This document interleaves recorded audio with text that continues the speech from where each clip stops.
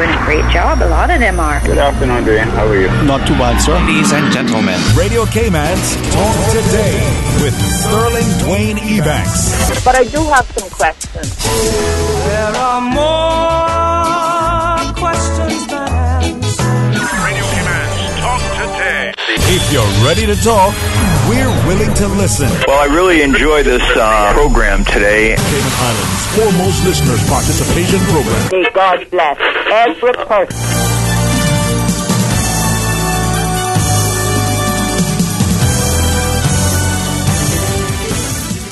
Hey, good afternoon and welcome, and thank you for joining us here on this truly terrific Tuesday as we invite you to be a part of Talk Today. It's going to be open line until 1:30 or so. A couple of things to share with you, in particular, very extended, engaging, and sometimes, not just evocative but provocative discussion on education that I had with a young group earlier. 949-8037 or 1-800-534-8255. Call and share your thoughts and take us in that direction. Hey, the winds of change are blowing. Is your sail and catboat hoisted and ready to roll? Well, let's go into the seas. Stay tuned for Talk Today. Radio Cayman's Talk Today, the Cayman Islands' foremost listeners' participation program. We ask our listeners to avoid statements or comments which are abusive, derogatory, malicious, or defamatory.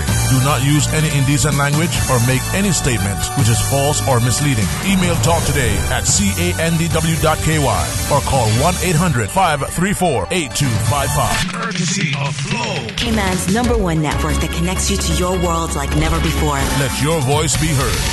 Once again, here's your host, Sterling Dwayne Ebanks.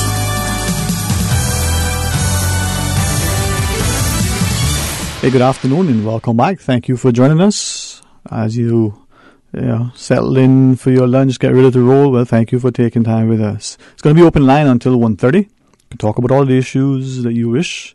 1:30, our good friends from the Health Services Authority, in particular, Dr. Lamsey Ebanks will talk to us about what's going on in the pediatric department. Then 2 o'clock, honored to be able to welcome a youngster to our studios for half an hour or so for an initial introductory discussion on bullying. But between now and then, let's have some open line. Let's check and see if our phones are up and running and operational. Give us a shout. We can give you a couple of options. 949-8037 or 949-6990. There is a toll-free line. We're grateful to the continued compliments of Flo for letting that happen. 1-800-534-TALK, 1-800-534-8255 is our toll-free line. But of course, 949-8037, or that number that you call to request, equally works. Sort of pay to play, but it's 949-6990. Either way, if we're going to have a healthy, involved democracy that is advancing, but also inclusive, we've got to be able to participate. We've got to feel not just invited and welcome, but we've got to feel safe and secure. I would like to start things out at the sort of behest, request, and sometimes even clear instruction. Had a number of discussions over the last few weeks as schools have closed for the summer and as schools are getting ready to reopen. All schools, public, private, primary, high, and the like, with a number of educators.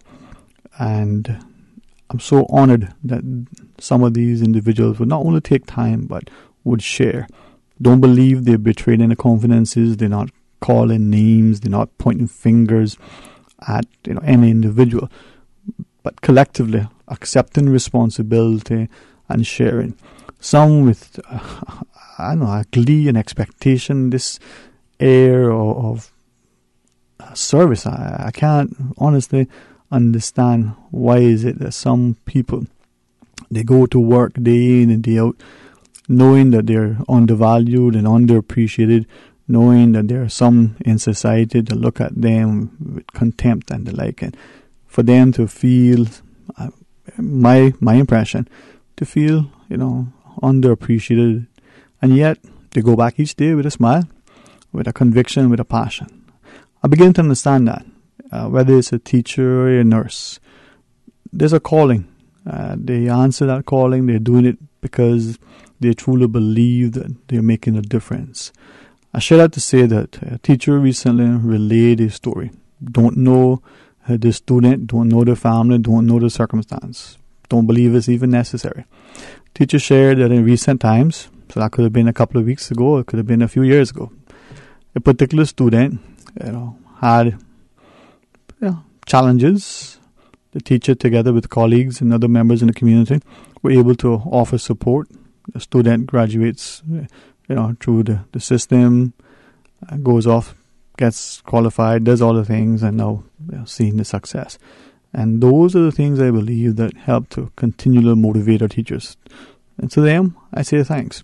But I also would like to perhaps offer, and at the risk of offending some, please understand that just because something that is said in love and respect and truthfully doesn't mean that it doesn't hurt to hear. But I've come to recognize that there are a number of individuals who identify themselves as educators, whether they've been in the system for 10 years or more, whether they've retired for 10 years or more, whether they've just entered the system, that they begin to see that there's seemingly this side of the world anyway, an unwillingness or an inability to hold people accountable.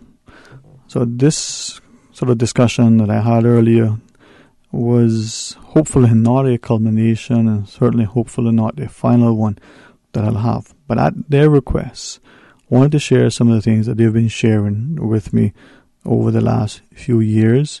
Some have been in the group for a while, some are relatively new. But they all seem to have one thing in common. There's a genuine desire to lift up our students, to advance education, not just about how resources are allocated or how much is spent or even in what area the students are sort of taught, but the idea that they're educated not because they sit and pass a test and get a great grade, but because they have knowledge and they have a confidence in that knowledge. They have a hunger to gain more knowledge. They have an inquiring mind and the like. But there were three particular things that sort of the capstone, as I looked at it, that these educators were sharing. They said only because it's in the public domain. Now, one of them in particular shared that there is a great fear, whether you're working in the government system or whether you work in the private system. If you say anything that the people in charge, that teacher shared, and that does not mean it's the principal only or the principal secretary. It doesn't mean that it's this one that you see with that title. It could be a parent. It could be all sorts of things.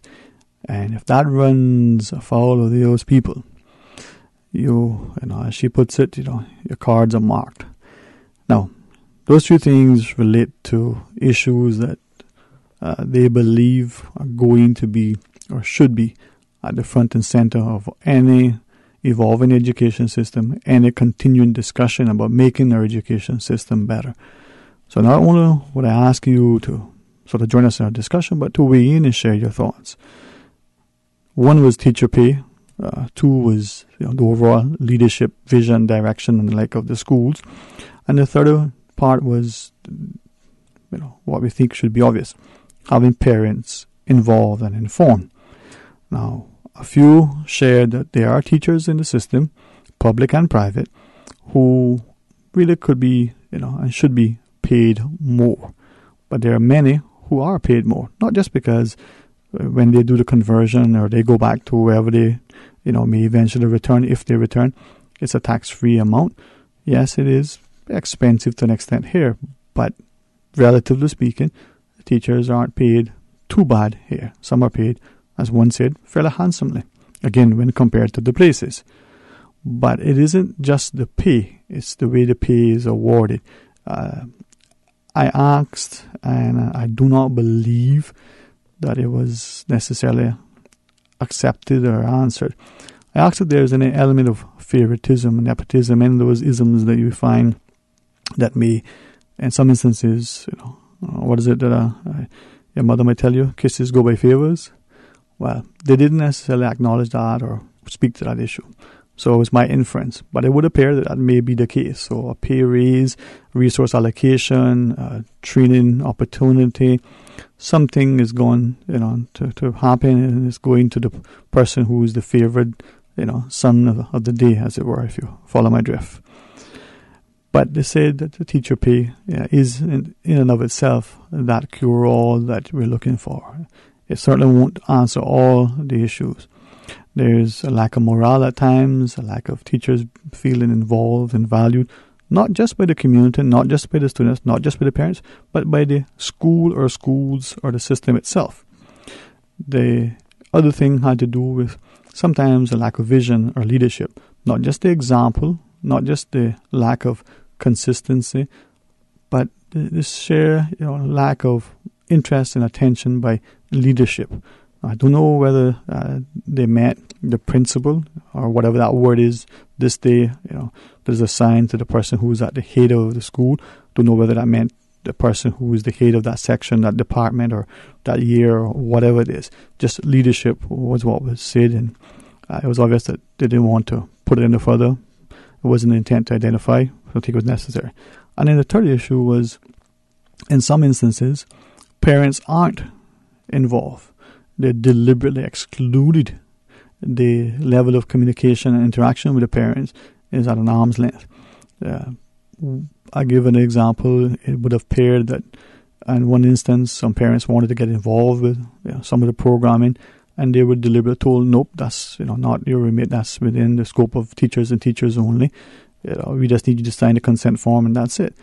And one of the teachers shared that, well, if you're having a course on personal finance or the like, and you got teachers, whose students have parents that are qualified accountants, whether they're chartered or CPA or otherwise, or who are, financial planners or the like, would it not be advisable to maybe have those parents come in, or have their colleagues come in, or have the students tour those offices, and even to things that were openly, given a no-no.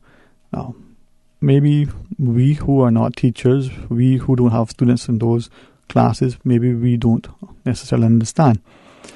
I would ask if you would share your view, because I think every single one of us have a view that education is of utmost importance. We want our children to get the best education that they can get, so they can get a better paying job, they can move up in life, they can have a sense of value. Maybe we ourselves received some sort of tertiary education. Maybe we struggled because we didn't. Maybe we're struggling even now to be able to get there.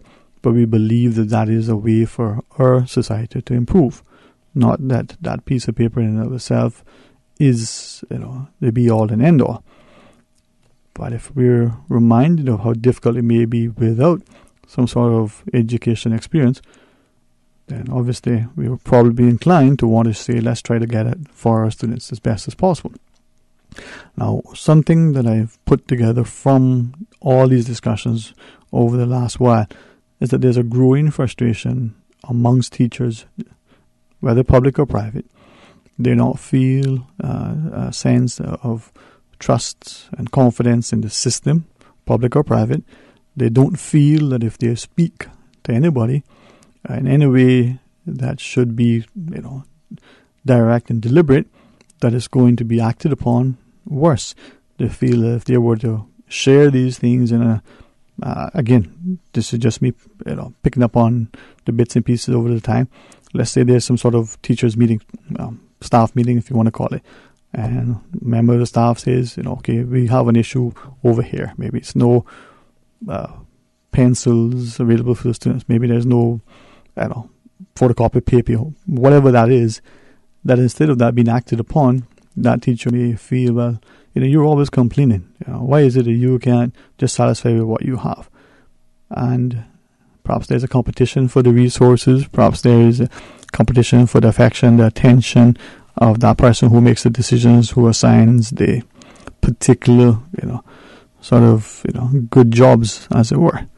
Now, if that's happening in our education system and our teachers are feeling that, coupled with the challenges that they may be having with paying their bills and, buying their homes and living in the community, how can that teacher truly come in every day, not just Monday through Friday, but weekends, when they're setting the marking papers, when they're planning the coursework for the week, and during the holidays, summer or Christmas? How can we expect a teacher to always be on point, given 100%? Could we do that if we, were in that position? Are we doing that in the jobs that we're in now? It's a question that we have to ask and answer for ourselves. Now, what if, for argument's sake, we have a teacher who is, expecting to take on a particular job, responsibility, or role, but for no good reason is told at the last minute, nope, you can't have that. That's going to John or to Mary. Or teachers expecting that a particular resource, maybe it's another, staff member coming to join the team, or a delivery of a computer or a photocopier or a blackboard or smart board or chalk or whatever it is that our resource is, and then it doesn't show up because, again, maybe the money that was promised doesn't materialize, or maybe the money was used for something else, and then the teacher's expectations and again this year we're going to be in the same position. Would we be surprised if they're not as enthusiastic? Would we be surprised if they then decide, well, you know what, we have degrees in all these things, we have experience, might be better off financially if we were to leave education and teaching altogether and go work elsewhere? Now, who suffers as a result? Let me hear from you. 949-8037 or 949-6990. Or you can call us toll free at 1-800-534-8255. It's open line. Stay tuned for Talk Today. Entrepreneurs are risk takers and innovators. They see opportunity where others see roadblocks and defeat. They introduce new products and services that disrupt conventional thinking and trends. Are you one of these innovators in our community? It's time to receive the recognition that you deserve. Apply today for the Chamber's Entrepreneur of the Year Award at businessexcellenceawards.ky. This award is proudly supported by Yellow Media Group.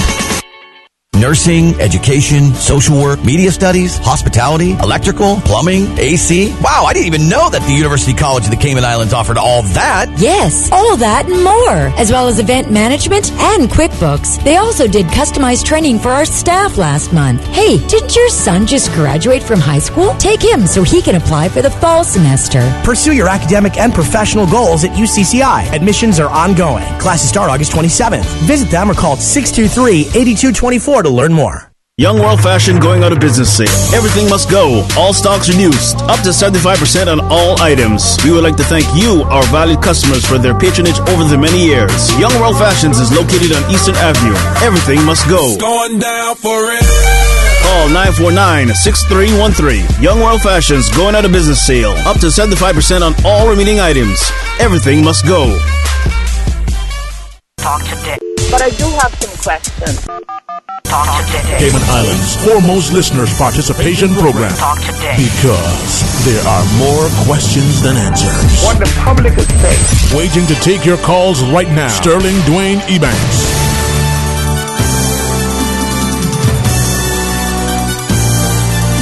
Hey, good afternoon and welcome back to Talk Today. It's open line 949-8037 or 949-6990.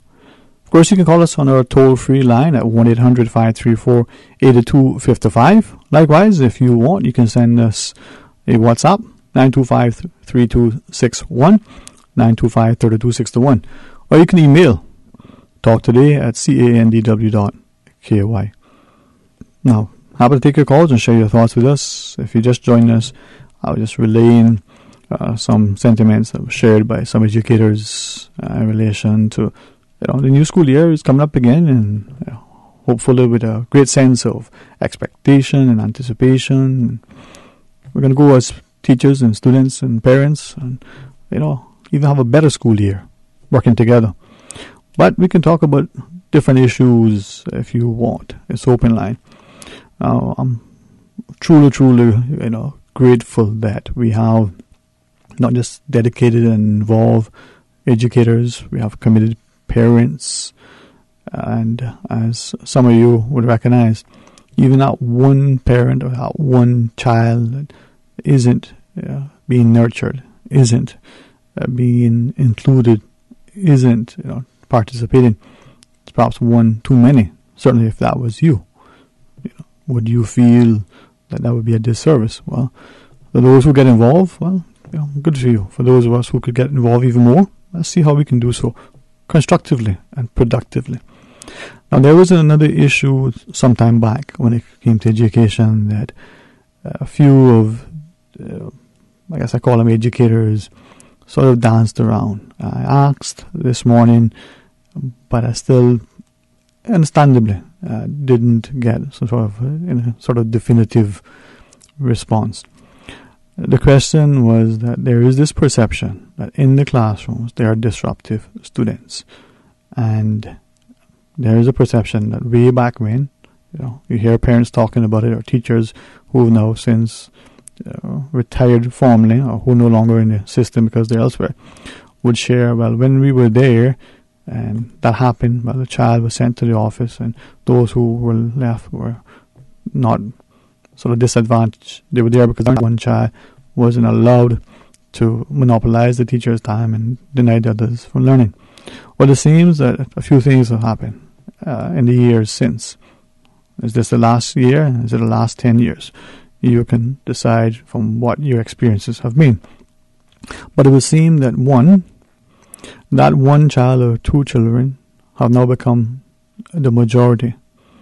And two, for whatever reason that this thing is happening, it's not being addressed effectively, adequately, consistently.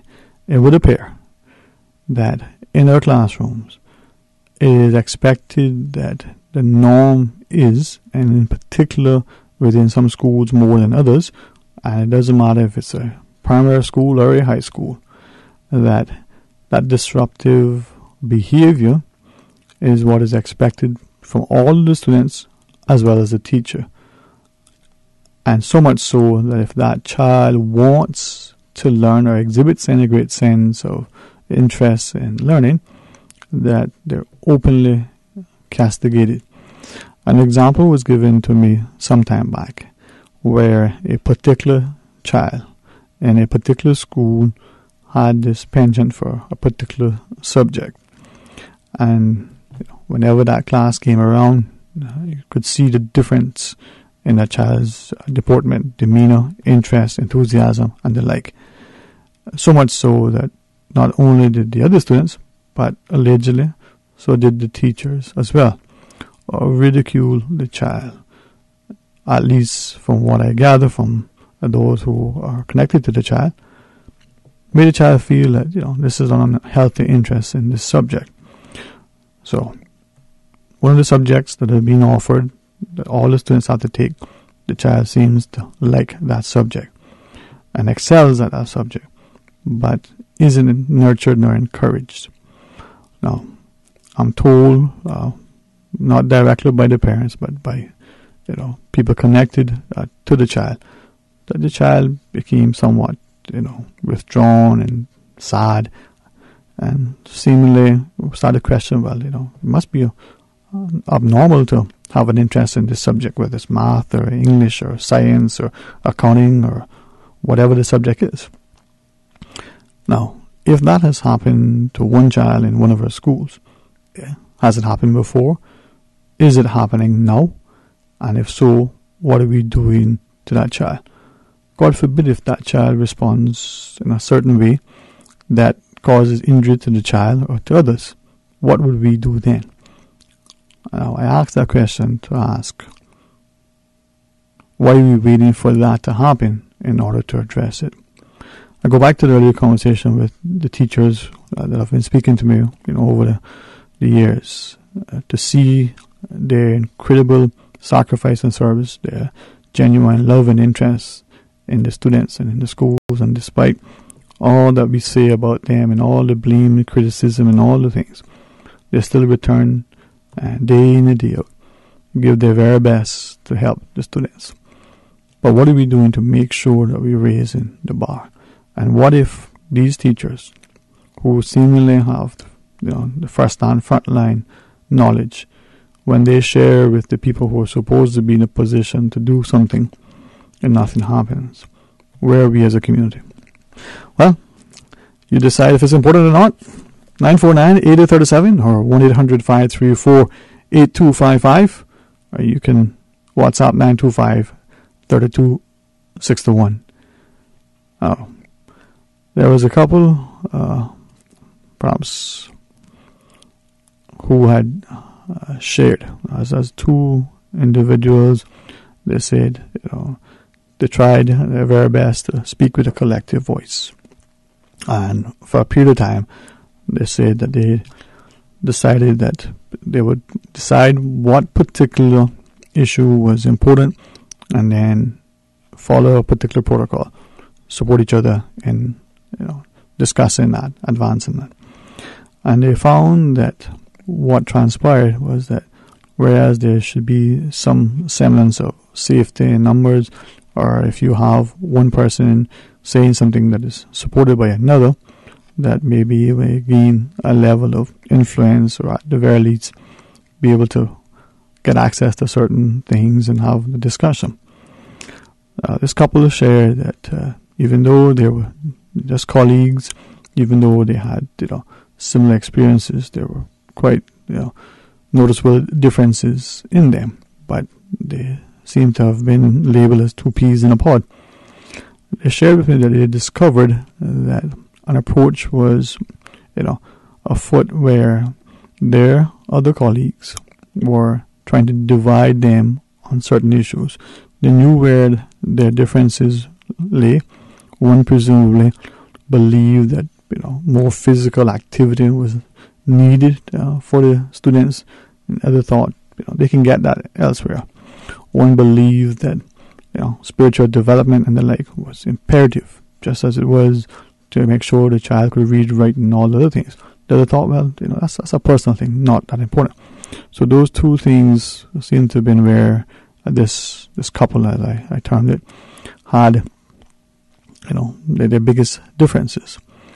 Now, they shared with me that when they were looking at trying to move forward a particular agenda item, and they, as expected, would speak with one accord, they were quickly, in their words, attacked by their colleagues.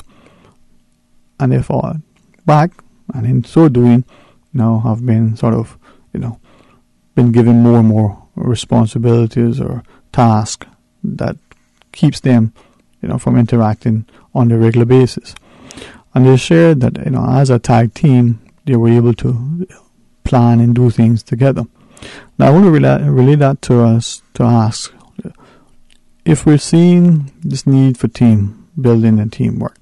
If we're finding that if people come together and they're able to help each other, and that's not being encouraged amongst adults or amongst educators or amongst others in similar professions, then do we not think that that is being observed and perhaps even emulated by our children, by our students? 949-8037 or 1-800-534-8255, or you can WhatsApp 925-3261. It's going to be open line until 1:30, and then at 1:30 Dr. Lamsley Ebanks will share with us. We're going to pause and take a break. There was a discussion we had with only a very, very small number of individuals who expressed some reservations, some sort of concern and opinion relative to the recent proposal in the public domain for the sale or potential sale of CNB. I want to share with you some of the sentiments and read a comment that was shared with us. So when we come back, it's open line, but we can talk about anything, and I'll ask you to weigh in on that as well. So please stay tuned for Talk Today. Brand Source Home Gallery has been appointed the exclusive Cayman supplier for Duravit bathroom products. Duravit is the leading international manufacturer of bathroom ceramics, tubs, and showers, recognized around the world for beautiful, functional products. Winner of top industry awards, Duravit collaborates with leading European designers to provide the most elegant and innovative bath products. If you're ready to bring style, comfort, and innovation to your bathroom, visit Brand Source Home Gallery to see the new Duravit showroom and meet the in-house bath designer. Whether you're planning a functional family bathroom or a personal spa retreat, browse the Duravit collection and be inspired. Brand Source Home Gallery, delivering a new standard in custom designed bathrooms. Brand Source Home Gallery, Dorsey Drive, Industrial Park. Kaiser, a big light brown pit bull cross, went missing on Sunday evening, August 12th, in the Patrick's Island area. The dog is very muscular, weighs about 75 plus pounds, and is very friendly. He has a white chest area, white patch near his nose, floppy ears, long legs, and 4 white paws, and a very distinctive hazel yellowish colored eyes. He's wearing a light blue collar.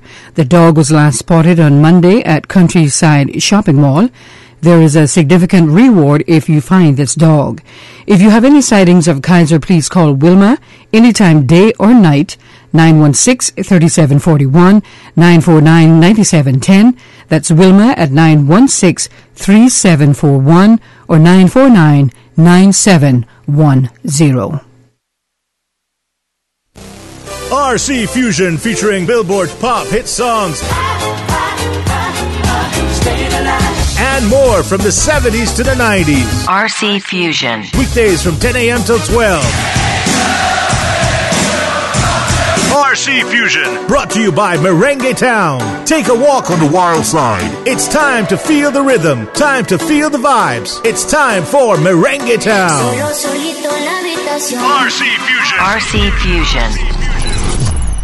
Are you ready to pace yourself? The Lions Club of Grand Cayman's 7th annual Delano Hislop Memorial Journey for Life 15-mile walk run is Sunday, September 2nd at West Bay Road, Public Beach. Register today and do your part to help raise awareness for prostate and colon cancer and also raise funds to help support victims and survivors in the Cayman Islands. Registration fee is only $25. The Delano Hislop Memorial Journey for Life 15-mile walk run Sunday, September the 2nd at West Bay Road, Public Beach. Call 917-7223 or visit caymanactive.com to register today. 89.9 Radio Cayman helps you to weather the storm during this hurricane season. One of the most crucial elements of hurricane preparedness is storm awareness. During the season, it is of utmost importance to pay attention to the latest local weather forecasts, as hurricanes do not suddenly form or strike. There are various methods of advanced notification. Utilizing such may be the difference between a favorable outcome and disaster. Both television and radio serve as excellent mediums with up-to-the-minute storm path information in the wake of a hurricane. Another method of tracking a hurricane may be only arm's length away. Your smartphone or tablet can be your most valuable tool before, during, and after a storm, providing countless numbers of apps with crucial hurricane information. Many apps allow you to track storms with moving radar and satellite imagery, plus offer alerts, current conditions, forecasts, advisories, and even video. This hurricane preparedness tip was brought to you by your community radio station, Radio Cayman, 89.9 FM. Talk today. But I do have some questions. Talk today. Cayman Islands' foremost listeners participation program. Talk today. Because there are more questions than answers. What the public is saying. Waiting to take your calls right now. Sterling Dwayne Ebanks.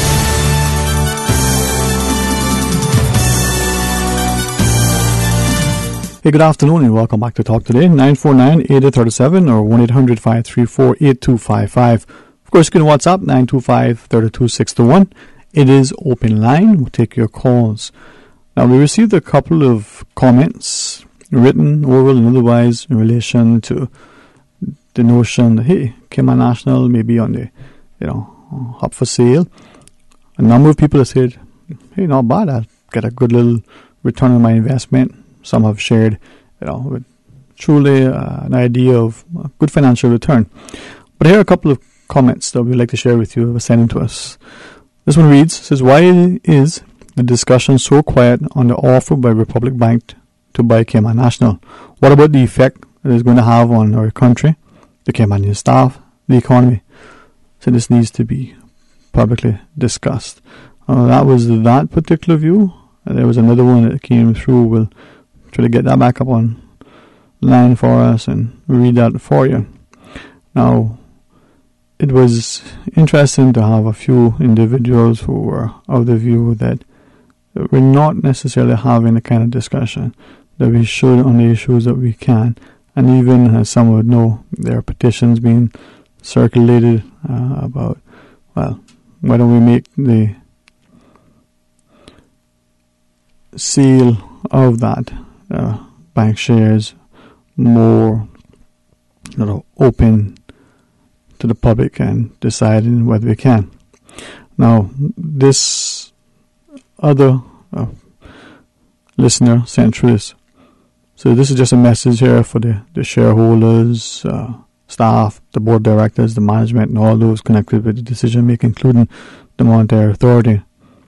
It says, there needs to be a meeting to talk to us, the customers, and all the Caymanians about the proposed sale of Cayman National to Republic Bank. Says, why is this being proposed? Who's behind this? What is the reason?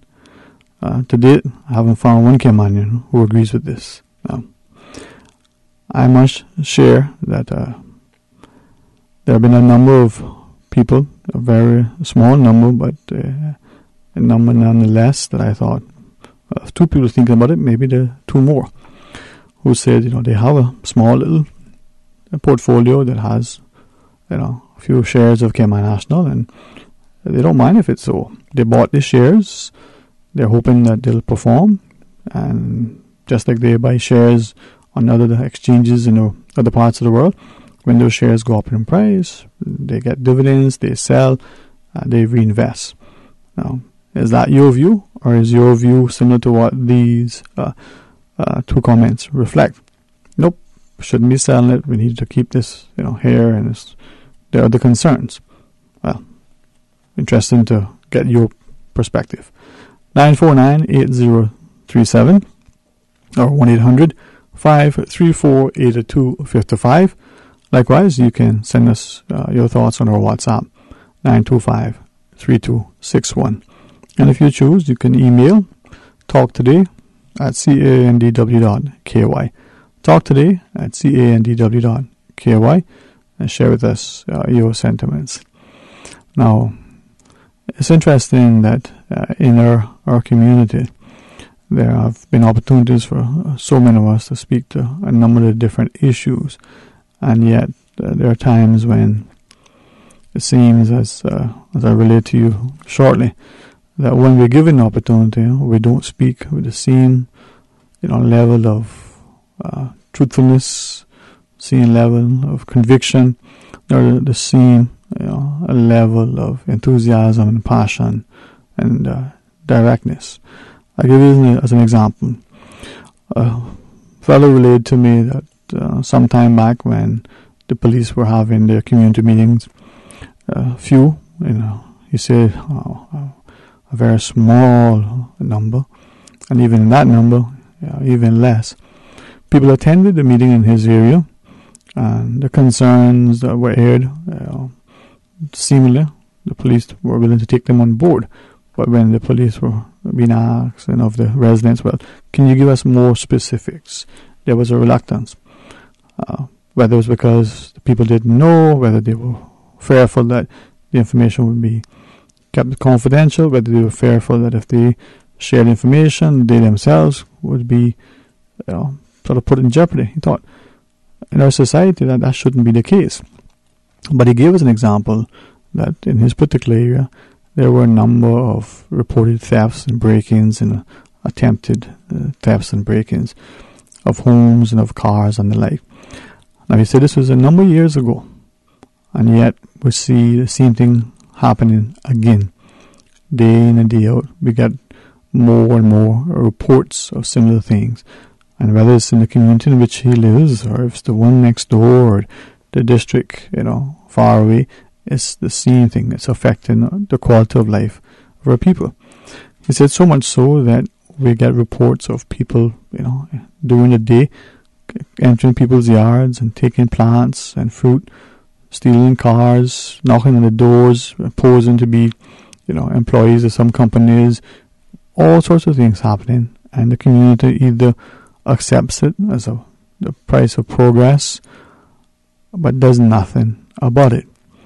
Now, he said that there are a number of practices that have been happening in recent times, from the cars that are parked sometime during the day, overnight, and then over a few days or weeks, tires and wheels and rims and windshields and doors and all sorts of bits and pieces of the car is gradually just being picked apart, and then eventually the car is not much left, and perhaps a sticker is placed on it and the car is removed. But this is happening. Obviously we're seeing it, but yet nothing is happening. But even so, where someone parks the car, goes to bed or goes to work and comes back, and either overnight or in broad daylight, tires, wheels, and all the other things are being removed, from the car, and the car is not parked along the side of the road, but in the parking lot of the apartment complex, or in the driveway of the home, or along the side of the road in the neighborhood, but in high visibility. Now, maybe simple things, but perhaps maybe they're significant. What are we doing, and how are we addressing these things, and why are we not just accepting them, acknowledging them? We are allowing it, and we conclude that, well, it's just part of progress. 949-8037 or 1-800-534-8255. I say that to share with you something that perhaps it could be easily addressed. Maybe it doesn't have to result in people getting tickets and the like, but I'll give you as an example. The intersection of Maple Road and Walker's Road. A number of you have shared that as they drive through there, as you get to Walker's Road and you leave in Maple Road, there are cars parked on both sides, making it difficult to enter Walker's Road or exit Walker's Road onto Maple Road, and yet cars are there all the time. Now, could that be addressed? Let's go to our phones. Hey, good afternoon and welcome. You're on Talk Today. Hello, good afternoon. Okay, 949-8037 or 1-800-534-8255. Hello. Hi, good afternoon. Is me? Yes, Mom, and I do apologize if you were speaking and I couldn't hear you, but there you are now. Maybe that I would don't on low maybe. You know what? Anything could be possible. Darling, I am tired, but I had to sit down now and have a few words with you. Please do. And so people that really listen to Radio Cayman can hear what I have to say again today. There you go. Darling, first of all, I'm going to say this. I told Susan I welcome her back. Isn't that true? Yes. Yeah, because we miss her all the time. And as for you, I know you're doing all right too. Thank God. Because God is good, and He's good all the time. Amen. All the time He's good. That's right. Okay, about Mr. Strickle, thing he had out there about this thing about this nice thing there and all that, and he mentioned about scholarships and all that kind of stuff there. Right. Let me say this about scholarships.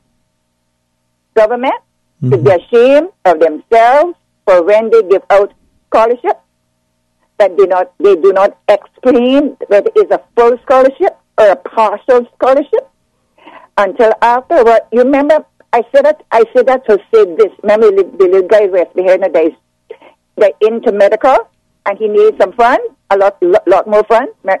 Remember him? Ricardo Ronaldo. Ronaldo is the word, is the name, right? I'm trying to replace. The little guy, man. Oh, okay, yeah. Captain, yeah. Yes, Johnson. Yes, ma'am. Yeah, because when you see that you had students too that were straight on rolls from primary school, they go on to middle or whatever they want to call it now or whatever, up to high, and then they don't graduate at high, but then they go now then to UCCI because of the month that they're born. They're not graduated in 1 year, so they wait till the next year to graduate. But all this time is up in the UCCI and graduate there with big honors and Sterling? Yes, ma'am. You hearing me? But then to get a scholarship and to be told then, okay, you have to find so much extras in every year. Hello? It's a shame and a disgrace. And it doesn't matter to me which government it is. Where is the Unity one or whatever. Right. It's a shame and a disgrace. They should let them know before they even approve that they're going to get a scholarship. Because this is the situation with the little West Bay guy that want to be up in the big medical there. Right, yeah, right. Okay? That's that part. It's not kind of frustrated too, but I guess you can hear that. No, take your time. We'll get there. No, but Sterling, I am multitasking today again. That's good. If you hear anything going on in there, that's my washer spinning out. There you go. I'm down the back now, okay? And then, I don't know where to start next. But Sterling, I'm going to see if anyone else really has interest in us, the Caymanians, and that really listen to the Radio Cayman. Sterling, I'm going to be honest, I do not go to Breeze, you know. I do not go to Breeze. I don't have the time to even switch the dial. Man, you're definitely, a super fan. So thank you. No wonder I say. So true. Yeah. So I'm going to just leave it at that now. Fair enough. If anyone else have anything that is worth talking about, so call in and talk about. Exactly. Okay. Okay. Well, have a good one. Enjoy your afternoon. I'm gonna do that, Sterling. I'm gonna continue my listening, and I'm gonna continue my washing and my sewing and my cooking, everything one time. There you go. Thank you so much. That's the beauty of radio, and I really appreciate what hopefully Radio Cayman is to all you, an opportunity we can afford, and it's important that we have a resource that we feel connected to, a resource that we believe is there for us. So thank you very much, Mom, personally, and as we know. We've seen it when there's a need, perhaps there's an impending storm or the like, and we can be not just an official source, not just a source of comfort, but a means by which you get timely, accurate information. For those who've been in any form or fashion connected to the good folks here, you not only see their commitment, professionalism, and dedication, but their genuine concern for the well-being. Now, we're going to have some continued open line. I believe, Miss Susan, we have pause. Hey, Susan's back, so I don't know what that means. The whip's being cracked, so she's on the ball. We'll pause and take a break. Open line until 1:30, so you share with us your thoughts. Please stay tuned for Talk Today. Follow Radio Cayman on Twitter. All the latest information, breaking news, community events, and more. Follow us at twitter.com/Radio Cayman. 89.9 Radio Cayman helps you to weather the storm during this hurricane season. One of the most crucial elements of hurricane preparedness is storm awareness. During the season, it is of utmost importance to pay attention to the latest local weather forecast, as hurricanes do not suddenly form or strike. There are various methods of advanced notification. Utilizing such may be the difference between a favorable outcome and disaster. Both television and radio serve as excellent mediums with up-to-the-minute storm path information in the wake of a hurricane. Another method of tracking a hurricane may be only arm's length away. Your smartphone or tablet can be your most valuable tool before, during, and after a storm, providing countless numbers of apps with crucial hurricane information. Many apps allow you to track storms with moving radar and satellite imagery, plus offer alerts, current conditions, forecasts, advisories, and even video. This hurricane preparedness tip was brought to you by your community radio station, Radio Cayman, 89.9 FM. Radio Cayman. Radio Cayman's newsroom. These are the biggest stories right now. With your latest headlines, I'm April Cummings. Global corporate service provider Vistra announces today it has completed the acquisition of the corporate services business in Cayman of Deutsche Bank's Global Transaction Banking Division. This follows Vistra's announcement of the deal in September 2017. The business in Cayman will now be rebranded under the Vistra umbrella. In international headlines, a bridge on a main highway linking Italy with France collapsed today in the Italian port city of Genoa during a violent storm, sending vehicles plunging nearly 150 feet into a heap of rubble. Authorities say at least 20 people were killed, although the death toll did fluctuate throughout the day, as some people were found alive in the debris. A state of emergency in New Jersey with a forecast of more heavy rainfall in Jersey, New York, and Pennsylvania. Heavy rain has already led to flash flooding and evacuations. And now forecasters warn another 4 inches of rain is on the way.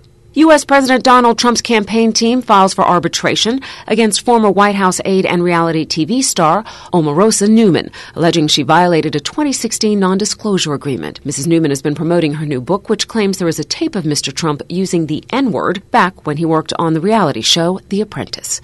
Those are your headlines. From Radio Cayman's newsroom, I'm April Cummings. Radio Cayman, the voice of the Cayman Islands. What's happening in your community? News and information, music and more. You can find us.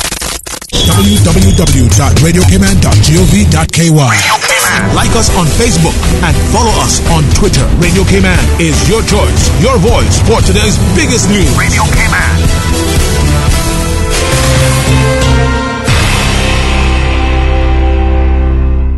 Talk today. But I do have some questions. Talk today. Cayman Islands' foremost listeners participation program. Talk today. Because there are more questions than answers. What the public is saying. Waiting to take your calls right now. Sterling Dwayne Ebanks.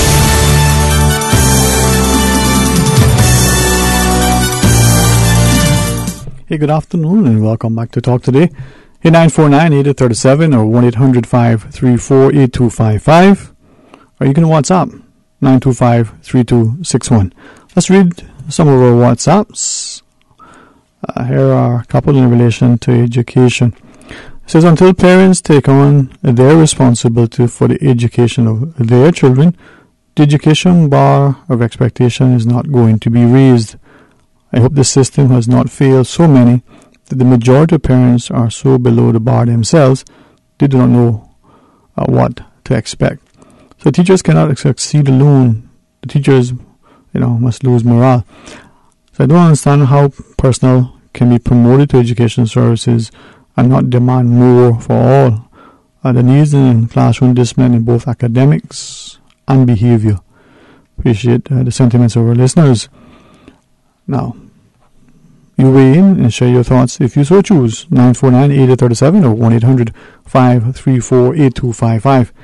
The other sort of topic that we've had today is only Tuesday, and already I had a couple of people just call and share. Some have sent through links to different studies. Some have only glanced at. Three bits stood out when it comes to the whole issue of crime and policing and the like.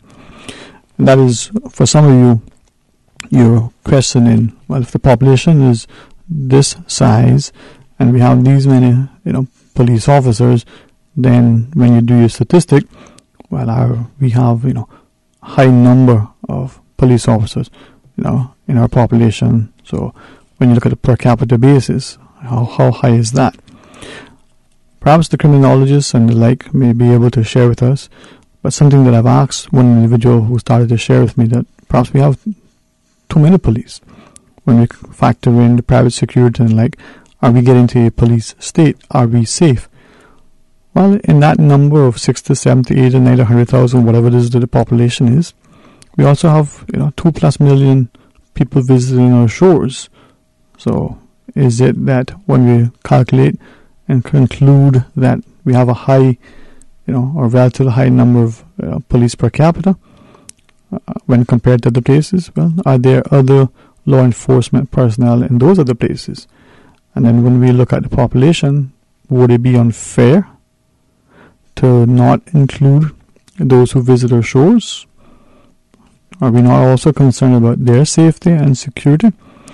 But to the callers, take on board the sentiments. To those who sent through, the things that we can look at and read, perhaps it is, as one of the individuals shared, we need to look at it. Deploy more effective and efficient policing strategies. Perhaps, as one individual said, it could mean that as a community, we're required to participate in policing, quote unquote, our communities, to making sure we know our neighbors, to being aware of the comings and goings, not because we're being busybodies, but because the community has developed an ethos that it's going to be genuinely concerned and looking after each other. Let's go to our phones. Hey, good afternoon and welcome. You're on Talk Today. Good afternoon. How are you today, Mr. Dwayne? Very, very thankful. And prepare the scene for yourself? Yes, I'm doing pretty good. Amen. Okay, I'd like to say a few words in connection with the Cayman National Bank. They were talking about the other day. I'm an older senior citizen, and I don't have really very much time left on this earth, I don't think. Well, I pray to God gives you. I believe that Cayman National Bank has been here from 1974, and it's the only truly owned Caymanian bank that I know about. And I don't believe it would be fair to the people of the Cayman Islands to sell this off to an outside corporation. You know, I believe that if our Caymanians that are wealthy enough, if they could just get together, if Cayman National Bank really wants to sell, I mean, they haven't said they want to sell yet. They've only had a proposal, according to what I've heard. Now, if they really want to sell, maybe some of the rich Caymanians could get together and buy it out so it could remain Caymanian. Because we're selling everything out to people from overseas. We need to keep things Caymanian. And that is just about what I would like to say about that situation. Well, certainly appreciate it. And I know many share your similar sentiments, and they're concerned that, you know, what would happen in a post-sale. Appreciate you taking time. Maybe others will agree with you, or perhaps they'll offer up other views. But thank you so much for sharing, Mom. Thank you, too. All right, have a wonderful afternoon, and God continue to bless you. Now to the caller. Is that something that we should be concerned about? The other side of the coin is what I've heard from a few of the people who say they are shareholders. Now, I didn't ask how many shares they've had. That's, I don't believe would be in my business. But their view is simply, hey, I have shares in this company, and the shares now will worth A, and potentially it'll be A plus B. It'll be an increase, and they'll get a few more dollars for their investment. Isn't that what investing is all about? Maybe there are other things. I really would be more inclined to hear from those who believe that, yes, it's part of the free market system. That's how it goes. And as well as those who say, but wait a minute, no, not everything needs to be only about money. Maybe there's a way for it to be productive. Maybe there's a way to do it. The question that I asked one individual, what if we said, by law, well, listen, the shares of, in this instance, a bank can't be sold to a foreign entity or no more than a certain percentage. Will we also say that for water sports and hotels, for land, for other things? If you are prepared to limit the sale in one instance, why not in others? And if you did that, what would that mean? It's only a question. It's only been asked to see what you think. And certainly there are probably other areas that haven't even considered or we haven't even heard. So weigh in and share with us as you choose. 949-8037 or toll free with the compliments of Flow at 1-800-534-8255. Or if you choose, you can WhatsApp 925-3261. And obviously our email is there. A few of you, like me, prefer email. Can keep a track of what you say, and it's easier to reference and the like. But I know, a couple of you who even my age who say, that's old technology. To each his own. Now, the other issue I want to reference to is this notion of police and policing, and the recent announcement that the deadline is not only being extended for this new recruitment drive, but it's going to be expanded. So other people can apply as well. What is your view? I want to share with you the sentiments from two individuals. Only two. So doesn't mean that that's in a way the majority view. But they both said, well, one, why are we recruiting at entry level only? What about more seasoned veterans in different areas, financial crimes, forensics, people who are good at investigating serious crimes and the like. No, they both said there were separate discussions. Don't think that they, conspired, colluded, or in which way communicated that, let's call him and give him a piece of our mind by any means. the conversations didn't take place that close together, but doesn't mean that didn't happen. Doesn't matter if it did or not. Two individuals took time out to share a thought, and their views were similar. And what was important is that they shared that we have in our society increasing complexity of crimes. We also have crimes where it seems, as some have said, crimes of opportunity. People are walking the beaches, cars are unlocked, they see things lying about, the homes are unsecure in the days because people are absent at work and all sorts of things. So they go in, sometimes with limited, effort because, it's unlocked. Sometimes with great effort and expense, they get in, they make away with valuables. Sometimes, they just destroy the place for nothing because there's nothing there to take. All of these people have shared, could we have more resources in those areas, not just to detect these, crimes and the criminals who committed them, but perhaps to deter. Now, we need entry-level people without question, but do we need to recruit only at that level now, or do we need to now perhaps focus at more seasoned, experienced investigators and the like? It's just a question I'm asking. Not a police officer. Can't tell you that it doesn't exist, and certainly, like any area, would be hard-pressed to say that there isn't any sort of profession or sector that says, oh no, we have all we need, we don't need any more resources. I think everybody is competing for more if it's going to make their jobs easier, better, more efficient, more productive, and the like. Police is probably no different. Now, the question is, are we leaving it all for them? Is there more that we can do, not just to make our places and properties and our person safer, but could we come forward with information when we know? Could we act as better role models and as citizens, perhaps as parents, to educate and inform our children of the consequences of that sort of behavior? Are we prepared to harbor known criminals, or are we, going to make sure that they understand that even if their family or friend, neighbor or foe, that if they do something, we're not going to condone it? What is the mindset of our people? Well, some of us would say, without question, it's the former, and others would say, nope, it's definitely the latter. Well, what do you say? 949-8037 or 1-800-534-8255.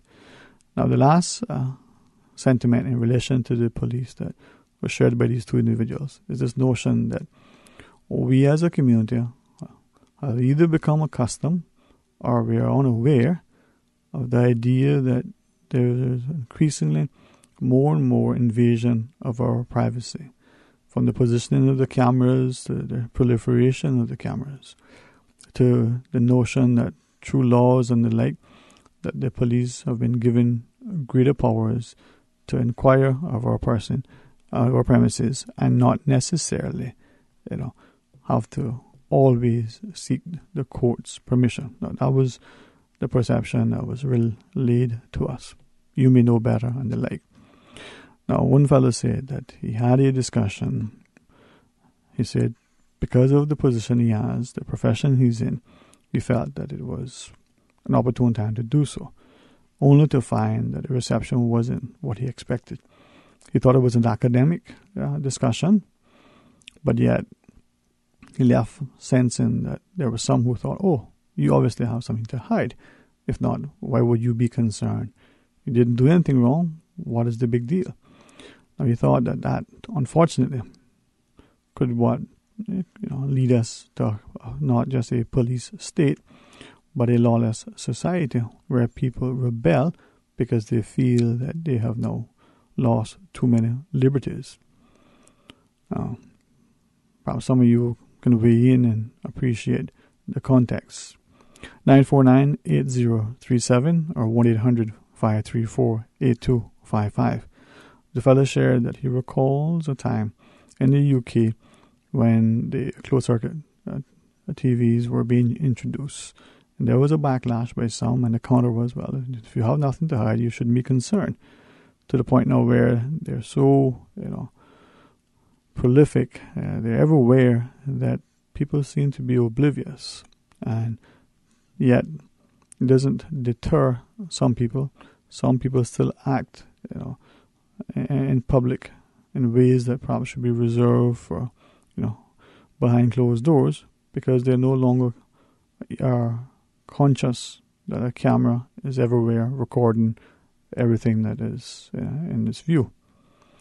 Now, he shared that it's even worse than that, and that if we are allowing our society to get to a point where your privacy no longer, is something that you control, will it become that the new wealth is not founded in, the house you have, the job you do, the car you drive, but in your ability to purchase privacy, as he puts it.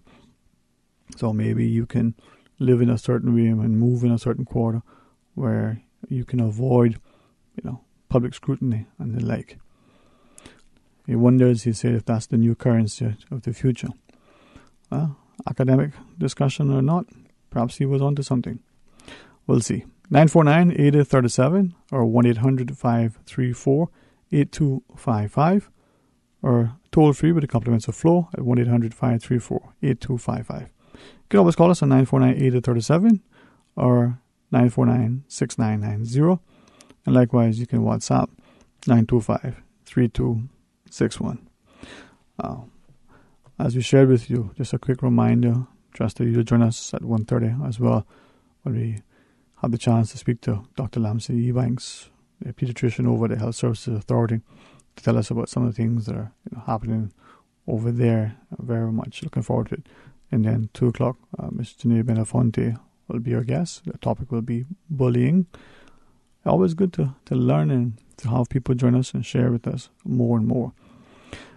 949-8037 or 1-800-534-8255.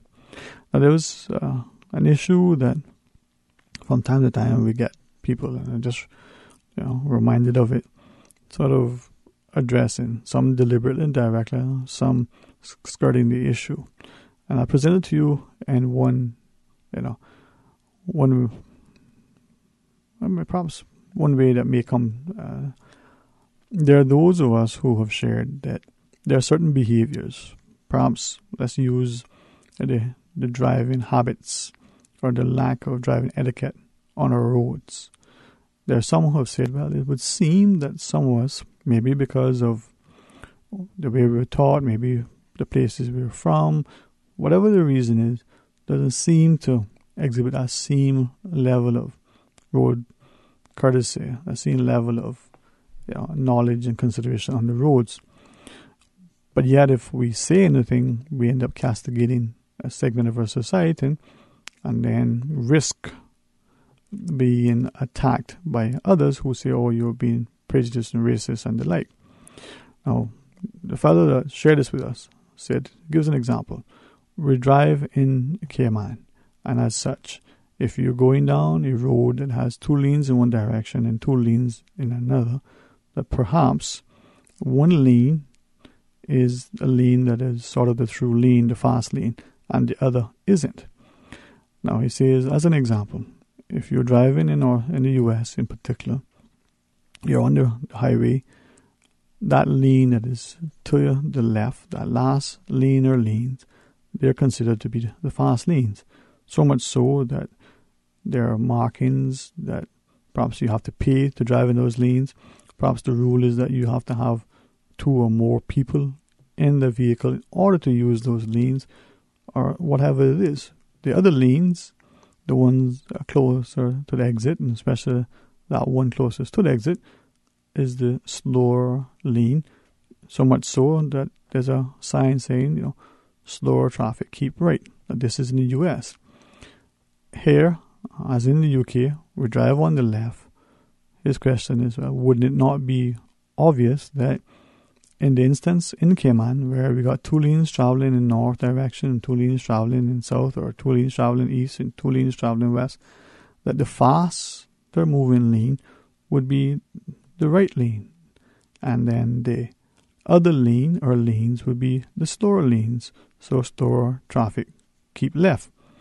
Now he says that he's found that in talking to different people, there is confusion. Just like there is confusion sometimes, well, is that posted speed limit kilometers or miles per hour? Not to just, he said, to pick on whether it's the roads department or it's the government or whomever, but the idea that sometimes lack of road signage, clear, and very, very accurate road markings perhaps contribute to the notion that our driving habits aren't as good as they can be. But equally, the fact that we perhaps come from different jurisdictions with different rules and regulations, with different expectations on the road, and there is no specific, deliberate, conscious, attempt to make sure that we're all driving in the same way, under the same sort of rules and regulations. From, he says, the use of our roundabouts, you ask, people how to use the roundabout. One would say, well, this is what, they were taught or told, and another would say, nope, it's this way. And yet, both are convinced that they are right, and perhaps both are wrong, or certainly at least one is. Now, is that a challenge? Is it something that is easily resolved? Is it something that is even acknowledged? Now, he shared, for instance, that if you look at our roads, it would be obvious that there are a lot of cars. Perhaps some would say too many. But yet, as small as the place is, it's relatively difficult for people to get to and from home and work and to move about. Not just because there isn't any developed public transport, but even the roads themselves. If you try to use another means to get from point A to point B, other than a car, you're putting yourself at risk. If you're riding your bike or if you're walking, you risk, I used the phrase yesterday, being mowed down. Now, one of the individuals who referenced this to me said, unfortunately, governments seem sometimes to do a number of things that only make the situation worse. They'll pass legislation to make it retroactive, or they'll pass legislation to make what should be, or perhaps what was, an illegal act to make it now legal. He gave us an example. This recent amendment, as he understands it, with respect to the traffic law, that allows these motorized scooters and the like to now be legally driven on the roads. He says it's one thing if a person takes a bicycle and under human power pedals the bicycle and gets it from A to B. But now to be able to get on a motorized thing, standing or sitting, and move along, that perhaps should be some carve-out. But in the end, it should be some semblance that this thing is no longer a bicycle. It's no longer pedal-powered. He said that in recent times, he's witnessed on the South Sound Road what seems to be he called it a skateboard. People are skating, a number of people are skating in line, sometimes side by side, controlling it by some handheld device, and they're not using their feet to push it, but they're standing, and it's being moved along, electronically or otherwise. He thought, that's a skateboard. That person is skating on effectively a highway. Yes, it is a South Sound Road, but is that person, doing that thing on that road really safe for that person or for the other drivers? And should that be something that is allowed on our roads? But he said he's seen the same thing on other, roads, the bypasses included. Whether it's a skateboard that's motorized, whether it's one of those, motorized scooters that you stand on or some have modified to sit on. Now, he says he's not trying to make it difficult for people. He's just asking, hey, are we acknowledging the potential risk to the people that use them as well as the drivers, the issue of liability and the like? Do we need to wait till something happens and then a court decides it? Might be costly. We're going to pause and take a break. When we come back from this next break, we ask you to please rejoin us. Dr. Lamsey Ebanks will be our guest. We're going to talk to you about the pediatric department over the Health Services Authority. So please stay tuned for Talk Today.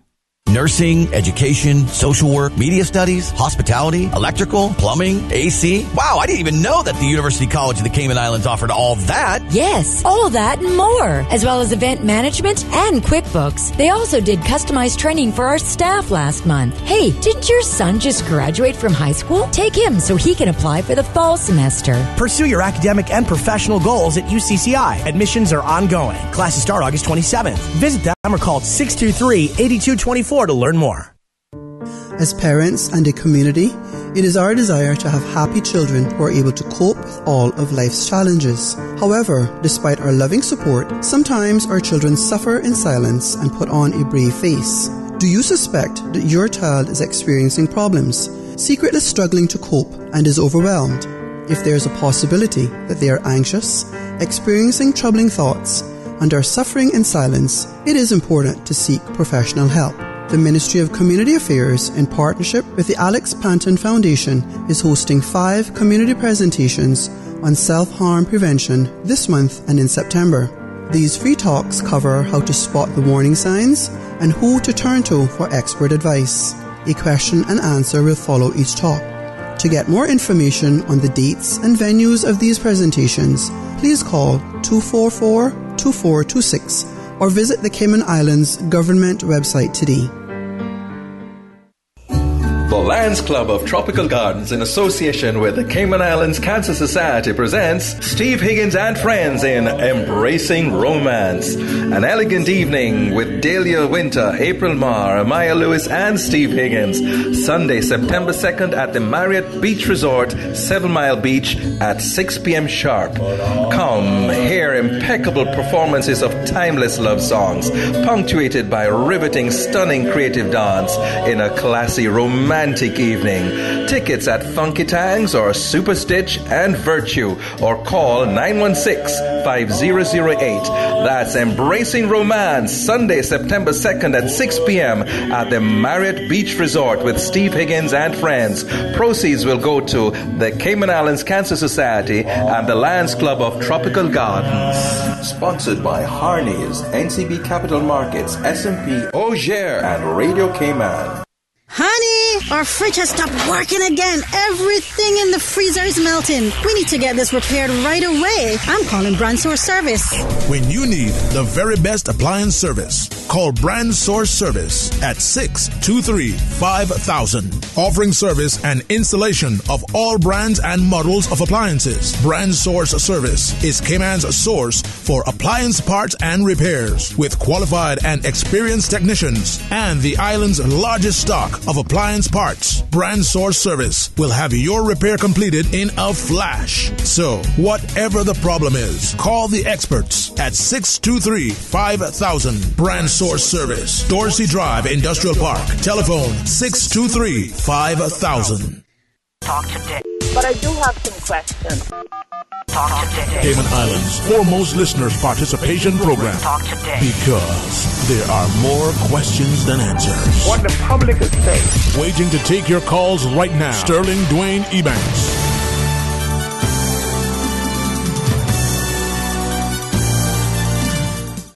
Welcome back to Talk Today. Thank you for joining us, and we're truly grateful for the continued partnership with our friends over the Health Services Authority, and now to be able to welcome to our studio pediatrician Dr. Lamsey Ebanks. Thank you for having me. Thank you for accepting the invitation, for making time out of your day. I know your clinic, your clients, your patients. I have to just forgive you for a few minutes for being away. Not that far, but it's still far enough, right? In this rain, it was far enough. Yeah, but the rain is good. It washes away the sin. Oh, that's exactly what my husband said on the way here. I think of it with the plants and, life. But. Oh, okay. See, we look at it as a cleansing, you see. Okay. Well, we definitely will be clean. Ooh, man. But, as I look at professions, and I say this, hopefully people don't read into it. And if it's wrong, certainly correct me. But I say education and health are the pillars in our society. Any society, but ours in particular, because a healthy, educated populace is what makes us who we are. Yeah. And if we have a respect for those professions, as we encourage, our students into it, there's so many facets. The person who wants to get into healthcare but doesn't want to be a physician of any sort, nurse or radiologist, can be in human resources, can be in facilities, can be in so many different areas, right? Yeah, and with the modern technology, I mean, you have biomedical engineering. You have so much IT involved in medicine right now that it's opened up the options that it's not just about clinicians in getting patient care, that are part of patient care. So, I mean, there are a lot of areas open to children now that are interested in healthcare. See, I'd say that, and they might not have believed me, but someone smart, like you saying it now, a physician. Now they believe me. Yeah, see? So thank you for saying it. But I'm hoping the parents would encourage their You don't children. have to do medicine in order to be part of the healthcare industry. I mean, there's a lot of administrative aspects of it now. There's health policies and health administration and population health. There's so much more out there. And while teachers, every profession starts off from a teacher. So without a teachers, you'd have no other profession. Where would we be, right? Yep. Well, I'm with you. Sometimes I wonder if people, Teaching takes a special calling. I only see kids one-on-one, and they're usually sick and not given trouble. Teachers deal with like a large array. So okay, perfect. Well, I'm glad that we have physicians like you, and I'm glad that there are those like you who not only had the acumen, but the tenacity and the discipline to continue with the studies, and now we reap the rewards of your intellect, but also, the passion. Yeah. I love what I do. And it shows. Most days, Most days. Today might be a little bit different. No, today I love what I do. Today is a good day. All right. So pediatrics, right? Right. Pediatrician. Maybe you all of us know, but what is a pediatrician? What does a pediatrician do? Yeah. Well, what I really wanted to talk about today, as a pediatrician, we see children, obviously, from birth, including, you have a lot of subspecialties in pediatrics, but a general pediatrician sees from a well newborn until some places 18, some places 16. We had our clinic stopped at 13. And I think that was more of a staffing issue because at one point in time we only had one pediatrician. So now I've extended it to 16. So we're going to see the adolescents, which that's a population I'm concerned about. It's a special...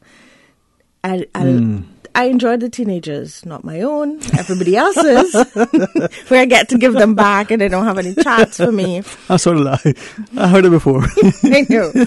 But I think we were losing them as a population because they don't generally get sick. Teenagers are a healthy population. So they don't get sick, but they do have a lot that they're dealing with. You have the hormones, you have where they're becoming more independent and separate, where they, things like sexual activity, drugs, alcohol. And we were losing them because they weren't coming to their pediatrician and their parents aren't going to take them to the hospital if they're not sick.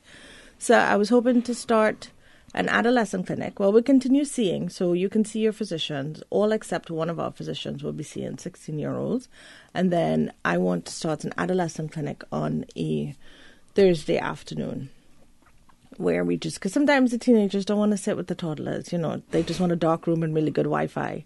So we're trying to get them together so that we can actually see them as a whole. And thank you for recognizing that, because not only are they at that age where they're not in their minds children, but they're not hopeful in their minds to not adults as yet, but they have a lot of issues, needs, concerns. They need us to be there for them. And their bodies are changing at this point in time. They have a lot of questions. It's not just a mental, it's a physical as well. Puberty, which in itself is a stressful period. When I get there, I'll let you know. So, Susan. It's a stressful period for all involved, parents and children. So hopefully with this adolescent clinic, we'll help them through that period. It might be a little bit touchy because, again, this is where the child is my patient and not the parent. So some of the consultation will be without the parents so that I can develop a level of trust. And there are things that parents don't know, but maybe that the doctor needs to know.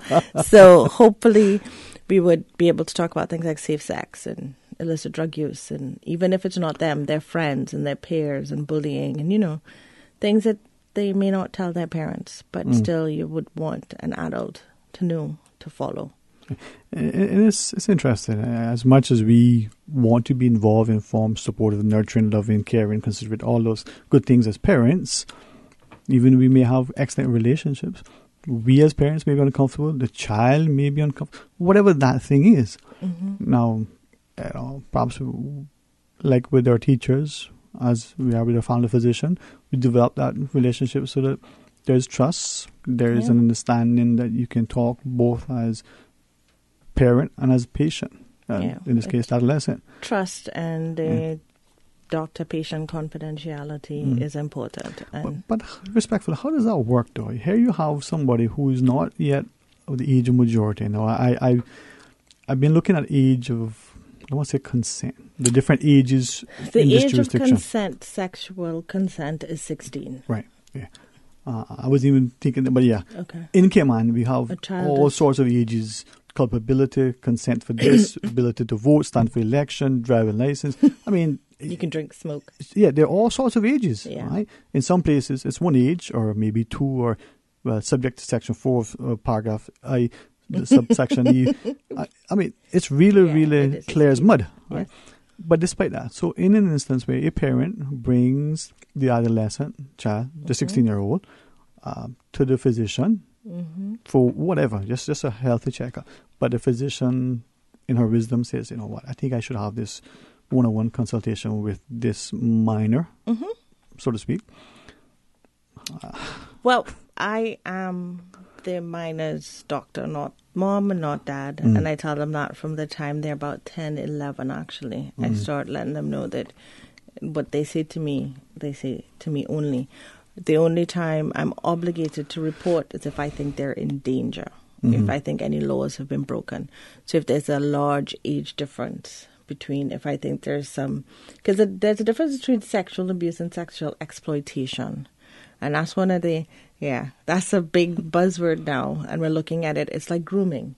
So you get gifts, you get a nice phone, send me a picture, So you have all these different things that occur that you need to start talking about. And that does stay between me and the child. If it is something that I have to report, I've had instances where I felt horrible because I promised the child and I had to go against it.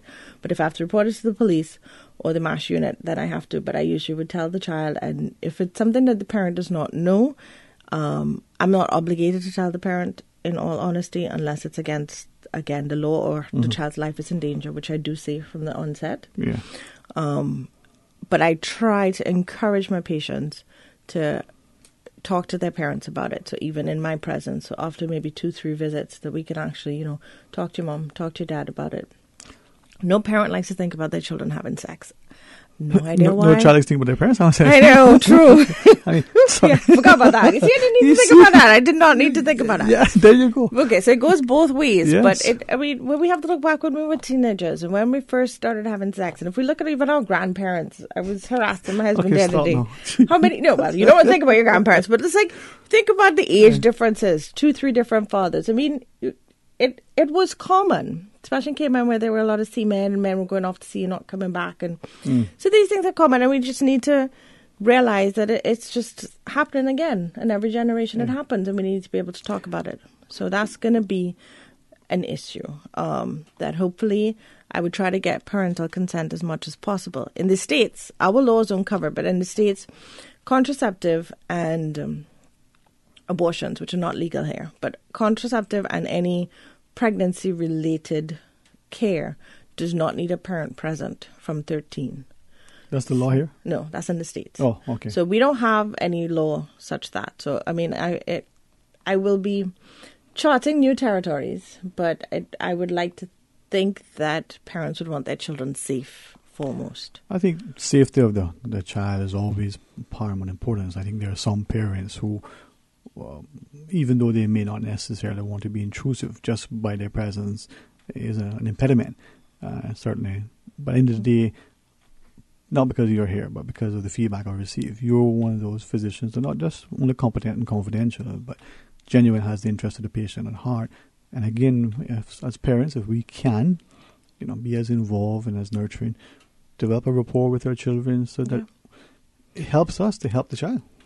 And in this day and age, you can't lie to children. They go online and they're going to come back and tell you that you lied. Yep. So we can't tell them the stalk brought them or, at any age, you just need to give as much information as they can process and just share and keep sharing. It's never a one-time conversation, which is why we want to build this rapport, have this clinic. Start early.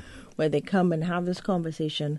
My husband harasses me that he says he doesn't hear my kids after a while because they just talk. And he's like, so much of it is useless. In fact, that you have to listen to so much of the useless in order to pick up that one useful piece. Yeah. So it's really just a matter of being involved in your children's life. It's challenging. I can honestly empathize with parents who say, but I really don't know how to talk to my child about this thing.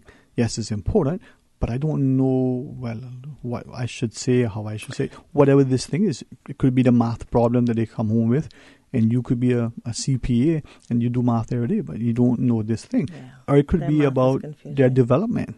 It could be about so many things. But if we don't have the conversations with our parents and our children, and age appropriate, and have them early, and give them the correct information, it's not going to be, it's going to be to their detriment. Yeah, they're not going to trust us. If we don't tell them the truth, then you've lost the trust.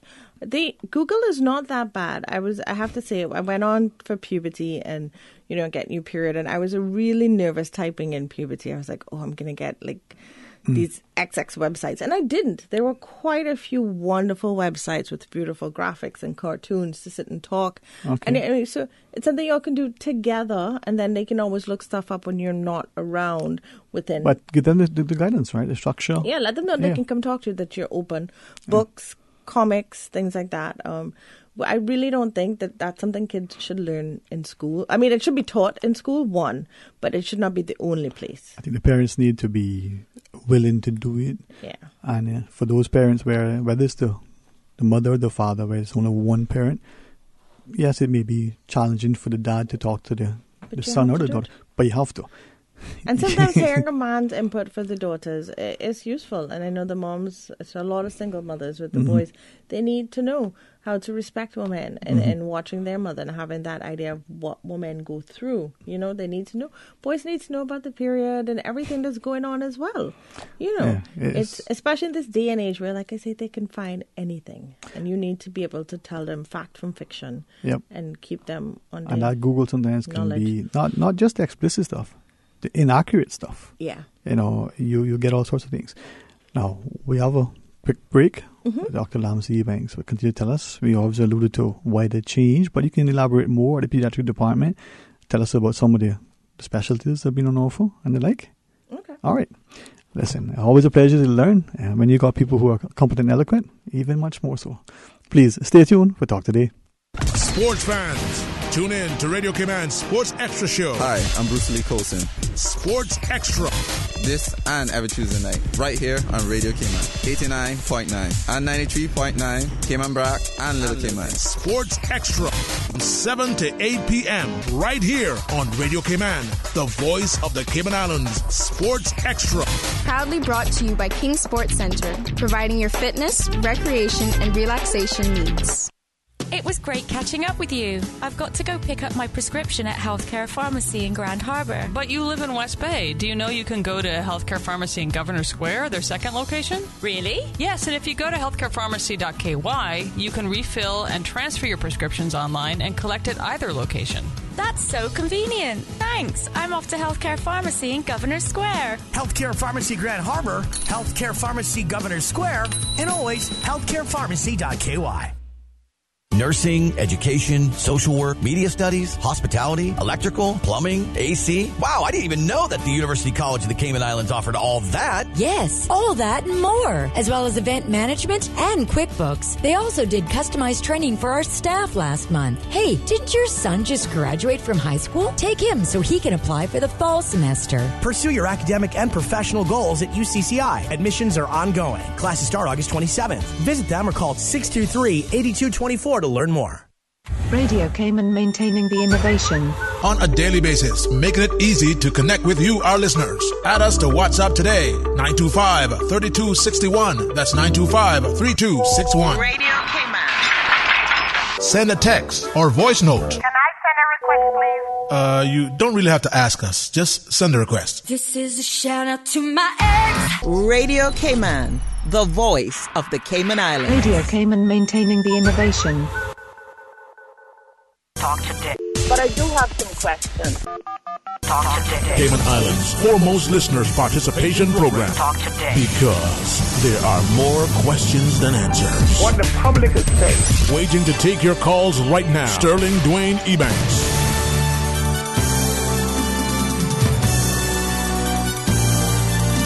Hey, good afternoon and welcome back to Talk Today. Thanks for joining us. And for a few more minutes, we're going to accompany Dr. Ebanks, the pediatrician, or one of the pediatricians, the head of the pediatric department? Yes.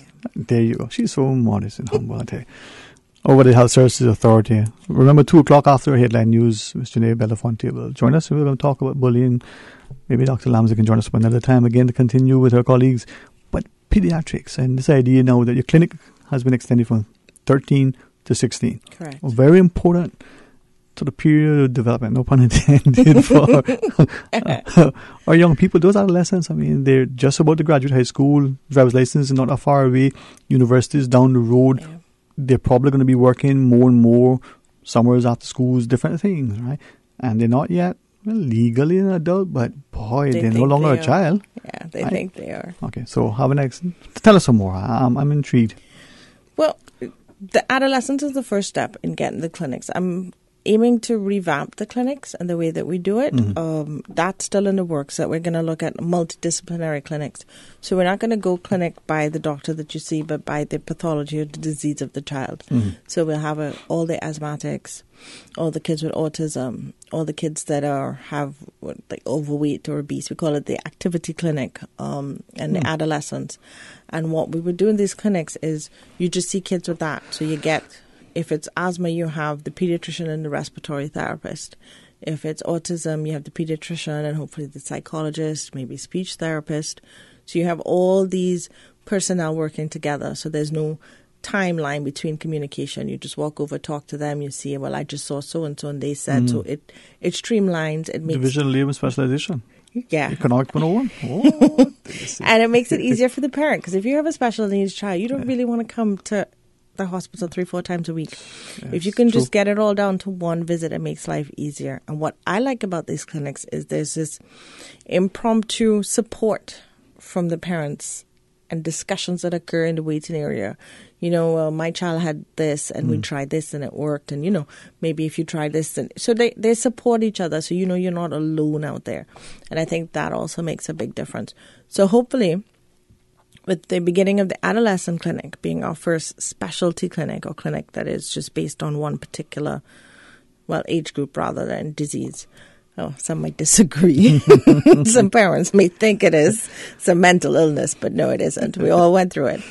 And hopefully we'll get the clinics sorted that way. And that's that's my aim for the pediatric department. Okay. When are you hoping that this now would sort of? Well, I'm hoping to start the clinic the third Thursday in September would be the first adolescent clinic.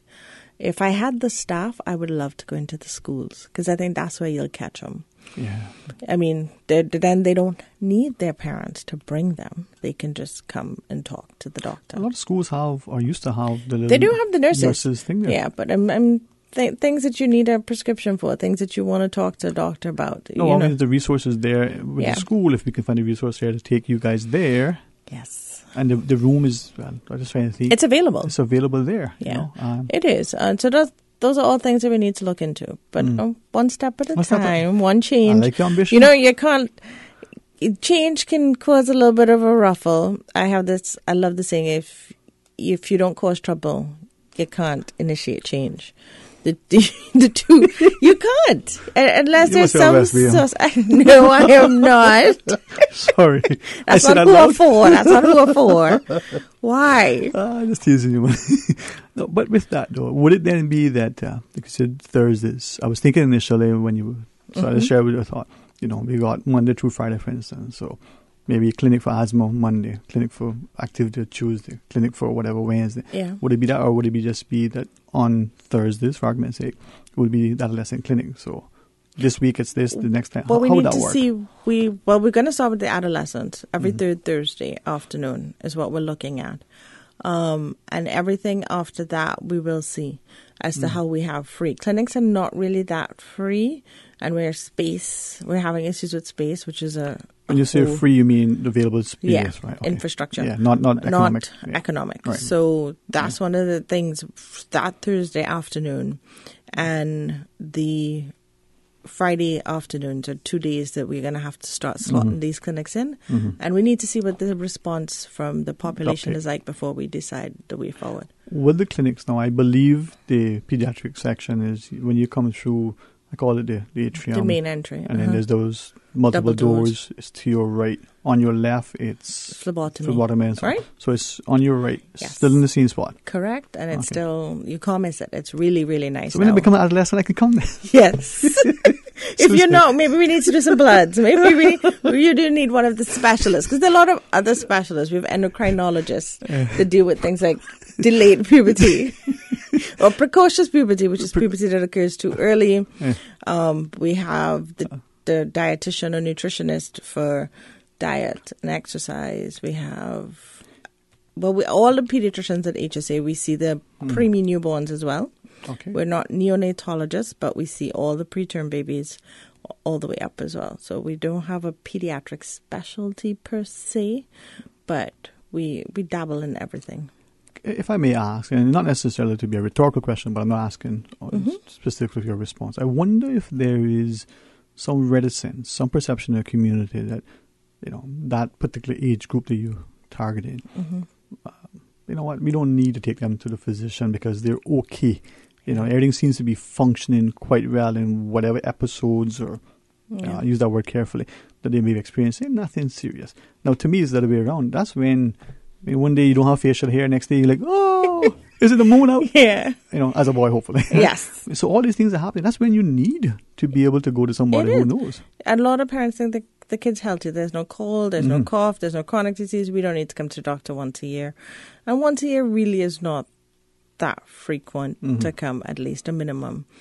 So, that's why I thought we were losing them. And that's why this clinic, which is why I think going into the schools will make a huge difference. But that's another hurdle for me to cross. Well, I believe from what you shared, as a public, as we listen and understand, there is a financial cost, there is a cost of physical resources and all the other things. But if we can help to facilitate that, get parents on board, to get people to understand, I think parents are incredible. I think every single parent wants the very, very, very best for that and child. Those kids still need immunizations. You still have to get your tetanus update before you go into high school. You have the HPV vaccines, which I'm an advocate for. Okay. But that's a whole other radio show, I'm sure. And you'll come back and talk about her. I have. I mean, I've vaccinated. My son has been vaccinated for HPV, and they don't do the boys in the school here, just the girls. Yeah. So you have... Yeah. Maybe you'll come on and enlighten us. I always come for vaccine. I know. I always come for immunization. But I mean, you and I will have a discussion. So An HPV? Okay.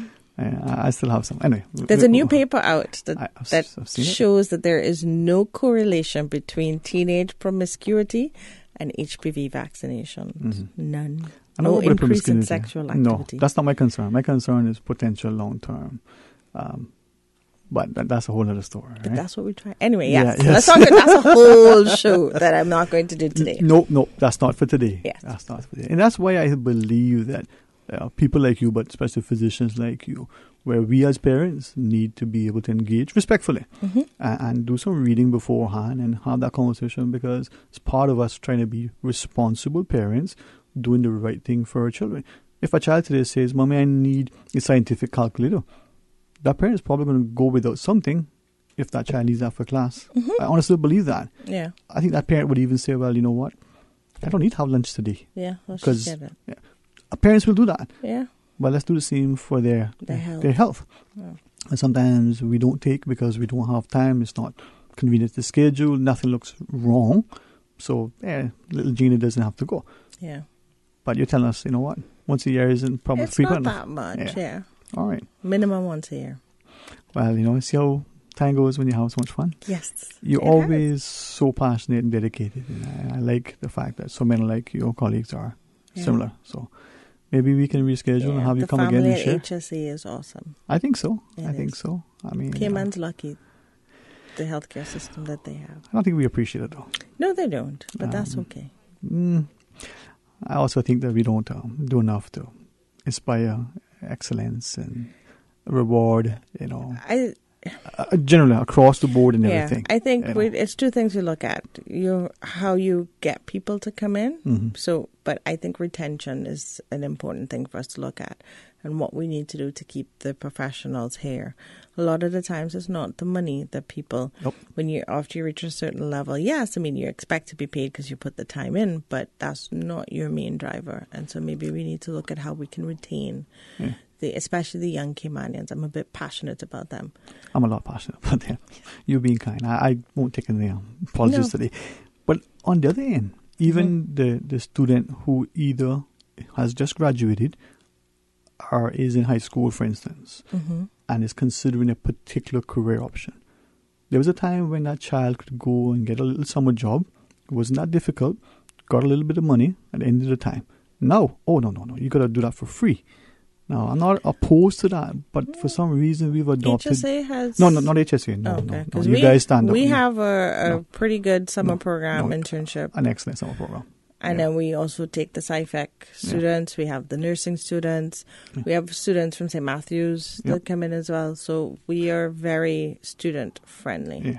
No, I'm talking about a developing perception and practice in this community where we're born from North America and other places that have zillions of people vying for 2 positions. Yeah. We have one person vying for zillion positions, but we won't give the child a summer job or a weekend thing for some... but that's another topic. Right? That is another topic. That was brought to my attention by some educators recently, and I thought, wow. Yeah, it is. It's an issue. See, you know it, I know it. But with medicine, I mean, it's special in that you need to see the pathology. So, yes, you can come and get a summer job, but you need to go somewhere that has a whole bunch more diseases. Yeah, and that's fine. We're a healthy population. Thank God. We're going a little closer to the obese side, but we're healthy. Not enough cassava cake and too much. All right. Thank you. Any closing comments for today in relation to... Please schedule an appointment for your child, ages 0 to 16, in the pediatric clinic, to see any of our pediatricians. It's myself, Dr. Lamsey, Ebanks, Dr. Swan, Dr. Robinson, and Dr. McIntyre. Okay. And come, and even if you know that your child, thank God, is very healthy, just you come. want us to see that your child is well. You want to hear that from us. What? Perhaps Ms. Susan, give me another minute. They come in, they schedule a consult. They can actually just call 244. Yeah. I have to see the 2030? I'm not sure. No, it's 244-2628, I believe it is. 2628. Okay, yeah. Or call 8600, but schedule it. And then they'll come in and there'll be a talk. There may or may not be blood work, but just come in and see. I try not to stick children unless absolutely necessary. And the parents are happy to get stuck and stay. That's good. I know. Thank you so much, Mom. You're welcome. Thanks for having me. Please have a wonderful, wonderful rest of the week. You too. All right. Let's pause and take a break. And when we return, please come back. Miss Belafonte will be our guest. I'm looking forward to having a chance to chat with that young lady. Stay tuned for Talk Today. Radio Cayman. Radio Cayman's newsroom. These are the biggest stories right now. With your latest headlines, I'm April Cummings. Global corporate service provider Vistra announces today it has completed the acquisition of the corporate services business in Cayman of Deutsche Bank's Global Transaction Banking Division. This follows Vistra's announcement of the deal in September 2017. The business in Cayman will now be rebranded under the Vistra umbrella. In international headlines, a bridge on a main highway linking Italy with France collapsed today in the Italian port city of Genoa during a violent storm, sending vehicles plunging nearly 150 feet into a heap of rubble. Authorities say at least 20 people were killed, although the death toll did fluctuate throughout the day, as some people were found alive in the debris. A state of emergency in New Jersey with a forecast of more heavy rainfall in Jersey, New York, and Pennsylvania. Heavy rain has already led to flash flooding and evacuations. And now forecasters warn another 4 inches of rain is on the way. U.S. President Donald Trump's campaign team files for arbitration against former White House aide and reality TV star Omarosa Newman, alleging she violated a 2016 non-disclosure agreement. Mrs. Newman has been promoting her new book, which claims there is a tape of Mr. Trump using the N-word back when he worked on the reality show The Apprentice. Those are your headlines. From Radio Cayman's newsroom, I'm April Cummings. Radio Cayman, the voice of the Cayman Islands. What's happening in your community? News and information, music and more. You can find us. www.radiocayman.gov.ky. Like us on Facebook and follow us on Twitter. Radio Cayman is your choice, your voice for today's biggest news. Radio Cayman.